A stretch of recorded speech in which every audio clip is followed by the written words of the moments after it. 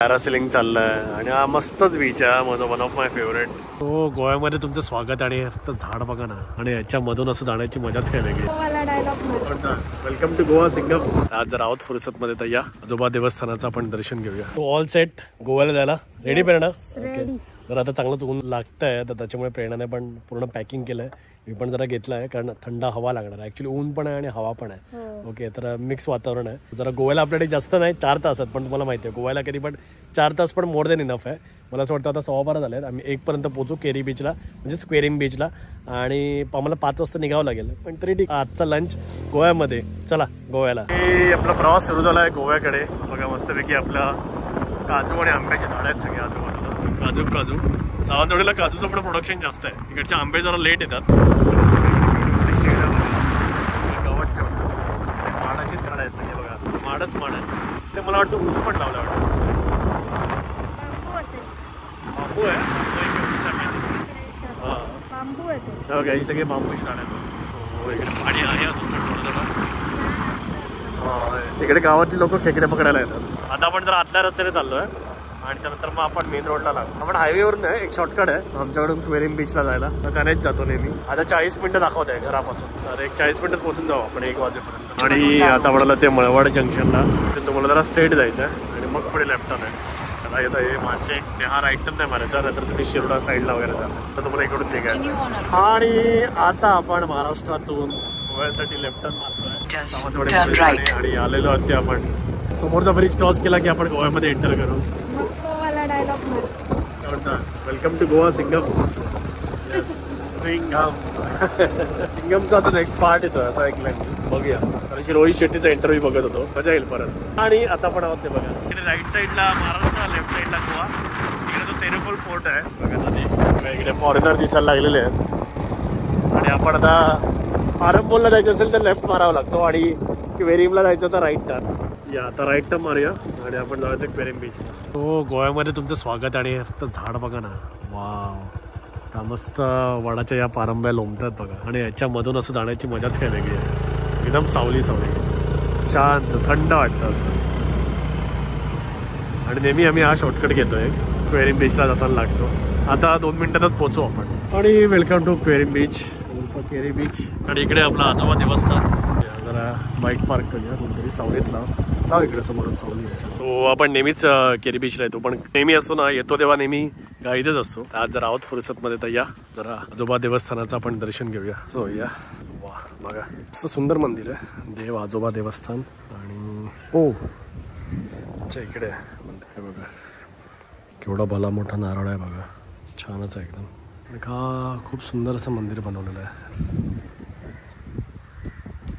आणि आता आलो आहेत आपण आपल्या फेवरेट क्वेरिम बीचला. बघा ना का मस्त वाटतं.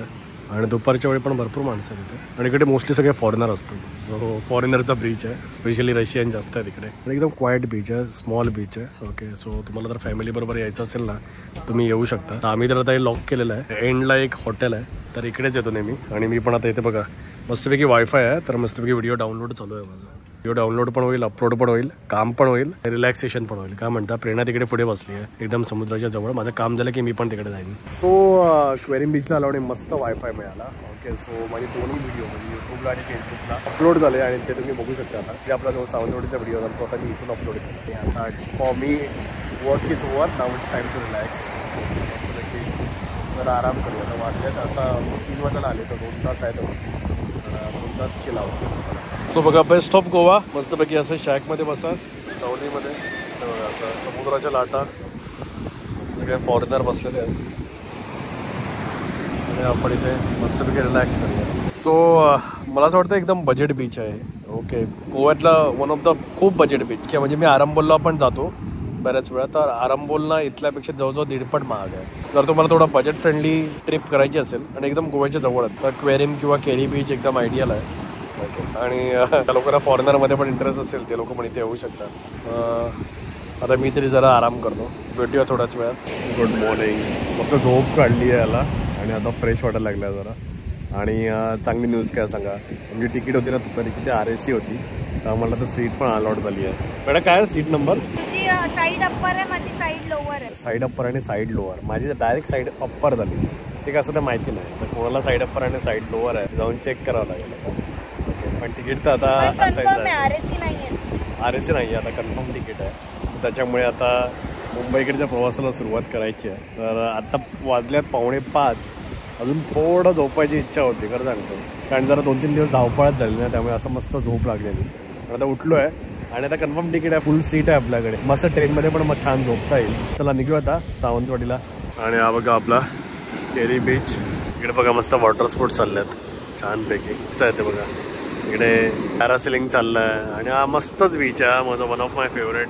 आलात तर इकडे नक्की या केरी किंवा क्वेरीम बीचला. बजेट फ्रेंडली पण आहे. तर आता निघायची वेळ झाली आहे. Bye bye Querim beach. भेटू परत, काय जवळच आहात तुम्ही. जोपर्यंत सावंतवाडीला आहोत तोपर्यंत क्वेरीम बीचला येत राहू. चला bye bye. So it's time to say goodbye to Goa. फिर मिलेंगे आणि वेलकम टू महाराष्ट्र अगेन. घेऊ आता पटापट सावंतवाडीला जायला. आणि बॅक टू सावंतवाडी आलेलो आहोत. पोचलो होतो योग्य वेळी. पण किती वाजले? 5:54, 6. आणि आपली रिक्षा येणार आहे 7 वाजता. तर आपल्याकडे बरोबर 1 तास आहे फटाफट रेडी व्हायला. ओके. आणि त्याच्यात ना थोड्या गोष्टी. आता कसं आहे की सावंतवाडीला आलो की इकडे आता थोडे पेरू आलेले असतात, चिक्कू आलेले असतात, छोटी फळं. ओके. तर ती आता आपल्याला जरा काढायची आहेत. तर या जरा पेरू काढूया. पेरू. सो झाडं लावणं सोपं आहे, पण झाडं मेंटेन करणं खूप डिफिकल्ट काम आहे ॲक्च्युली. बघा मस्तपैकी बाग आपली. आणि या आता जरा काही मोठमोठे वाटतात ना, तर ते पेरू काढूया आपण. हे सगळे छोटे आहेत. आय थिंक इथे एक होता मोठा पेरू, काल आपण बघितलेला आहे. साबा हा ऑलमोस्ट आता आला आहे पिकायला. ओके. तर आपण हा काढू शकतो. छानच आहे ना पेरू. सो बघा हा एक पेरू मिळालेला आहे. आणि आता बघूया अजून कोणता मोठा पेरू आहे का. बाकी सगळे छोटे दिसत आहेत. बघा हे पण छोटे आहेत, पण अजून 2-1 महिने तरी लागतील. इकडे आहेत का? नाही इकडे पण नाही आहेत. नाही हे सगळे छोटेच दिसतात. पेरू तो आपला काढून झालेला आहे एकच. या सो आपण पोचलो आहोत सावंतवाडी रेल्वे स्टेशनला. आणि सावंतवाडी रेल्वे स्टेशनची एक चांगली गोष्ट बघा, भरपूर छान रेल्वेल आहे. आणि इथे रिक्षा पण रात्री उशिरापर्यंत अवेलेबल असतात. अदरवाईज तुम्ही फोन वगैरे घेऊन ठेवलात ना, तर नथिंग लाईक इट रिक्षावाल्यांचे. मग ते तुम्हाला ड्रॉप करायला पिकअप करायला पण येतात. आणि त्याच्याशिवाय स्टेशनच्या बाहेरच ना 2 छान रेस्टॉरंट आहेत. तर 2-3 आहेत ॲक्च्युली, पण आम्ही या दोघांकडूनच घेतो. एक लौकिक म्हणून आहे आणि अजून एक आहे चारी म्हणून. तर तिकडे तुम्हाला छान व्हेज जेवण वगैरे पण मिळतं. तर प्रेरणा रात्रीचं जेवण घ्यायला गेली आहे. म्हणजे डाळ भात उसळ वगैरे असं काही असेल ना ते घेईल. आणि नंतर मग आम्ही सामान आमचं येताना कमी होतं, आता थोडं जाताना वाढलं आहे. तर मग सामान घेऊन ती तुतारी ऑलरेडी लागली वाटतं, काय माहिती नाही, कारण तुतारी त्या प्लॅटफॉर्मला लागते. तर बघूया प्रेरणा आली की निघू आपण. पण फायनली आलो ते आपण आपल्या तुतारीमध्ये. मस्तच सीट मिळालं मला एकदम मक्कन. म्हणजे प्रेरणा खालती, मी वरती आहे. आणि मी ऑलरेडी बिछाना लावून टाकलेलं आहे. ओके. गाडी सुरू होण्याच्या आधी. म्हणजे काय झोपायची तयारी. जेवण आहे आमचं कोण म्हटलं प्रेरणाच्या आईचं. सो जेवण वगैरे करू आणि नंतर मग काय नाही मस्त झोपायचं आहे. उद्या सकाळी आपल्याला ऑफिसमध्ये जायचं आहे. दुपारी 2 मीटिंग्स आहेत त्या करायच्या आहेत. ओके. तर आता पटापट निघूया तुतारीवरून. 2 मिनिटात वेळ 8 वाजता सुटणार. तर जेवण करूया मग 8:30-9 नंतर बघूया आरामात जेवण. हां कणकवलीला जेवूया. काय 8:20 झाल्यात आणि फायनली ट्रेन सुटली आहे. आणि इकडे आमचं जेवण सुरू झालं आहे. डाळ भात आणि उसळ. कारण कणकवलीलाच पोचायला उशीर होणार आपल्याला. आम्ही लवकर जेवायला सुरुवात. गरम आहे तोपर्यंत जेवून घेऊया. मस्त लागतं एकदम गरमागरम. आणि फायनली होम स्वीट होम. 2 दिवसाच्या एकदम घाईघाईतल्या प्रवासानंतर आपण परत एकदा मुंबईला पोहोचलेलो आहोत. आणि तर पप्पांना भेटलो. पप्पा is well and good. Okay. फक्त अजून सुद्धा चालायला त्रास होतोय, बॅलन्सिंगला होतोय. तर मला त्याला वेळ लागेल. ओके. मला वाटतं अजून 2 महिने तर जातीलच. त्यामुळे आपण आपलं काम थांबवू शकत नाही. त्यामुळे काम करणं तर आवश्यकच आहे. कामासाठीच गेलो सावंतवाडीला. आणि हार्डली किती पडलं? 2 दिवस ना. यस 2च दिवस. ओके. 1 रात्र फक्त. हा 1 रात्र फक्त. ओके. आणि फटाफट सगळी कामं करून त्याच्यामध्ये एक छोटीशी गोवा ट्रिप पण करून आलो. ओके. सो जर तुम्हाला व्हिडिओ आवडला असेल तर प्लीज लाईक करा, शेअर करा आणि आपल्या चॅनलला सबस्क्राईब करून बेल बटन दाबा. धन्यवाद.